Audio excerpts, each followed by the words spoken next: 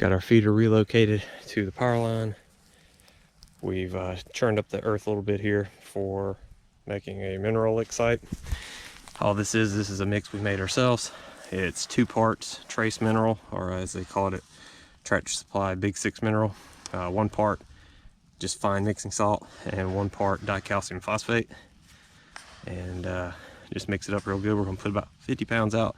Also put a little bit of a Kool-Aid powder in here. Any brand will work. I like the cherry flavor, and that gives it a little bit of a sweet smell, but you can make this a lot cheaper. You make 200 pounds of it for about $60 compared to buying the name brand stuff for, you know, $20 for 20 pounds. So you can save a lot of money this way. So he's going to start pouring it out. Just go back and forth with it.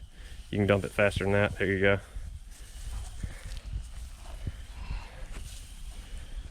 Keep going? Yep, keep going back and forth. We're going to put all 50 pounds right here.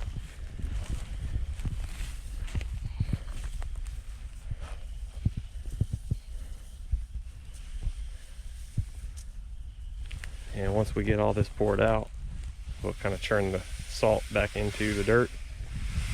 And this will make for a nice mineral spot right next to our feeder on this power line. We're just trying to get it mixed in with the soil that's what I was gonna ask. a little bit. That way they'll have to come paw for it, work for it a little bit. Okay. And we won't get it all mixed in, right? Right. But that's all we're after. And that way, as they come paw for it, work for it, they'll just turn up more. Yeah. But No, not bad for a hand mix. no, not at all. And you can smell it. It's sweet. Yeah. It kind of smells like that record rack or whatever that stuff they sell at Tractor Supply is. And that's the Kool-Aid we put in there, right? Correct. But obviously much cheaper. Yeah, absolutely. It wasn't difficult to do. Not at all. So that should do it. Just worked it back in a little bit. Okay.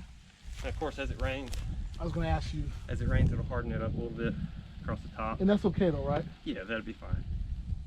We'll just top it off as we need throughout the spring and summer. Okay. How long will something like this last? Well, I guess it depends on how heavy they hit it.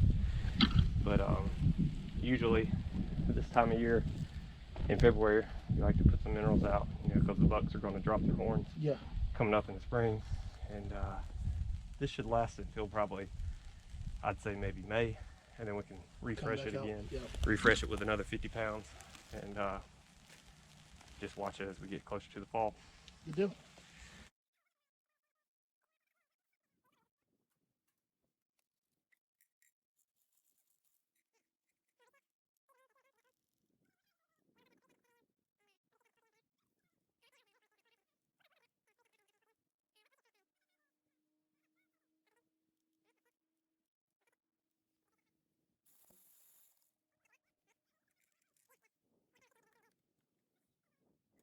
Put the trail cam.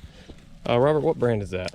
This is Tactacam Reveal X. And you're using what, the AT&T service? AT&T service. It's been pretty nice out here.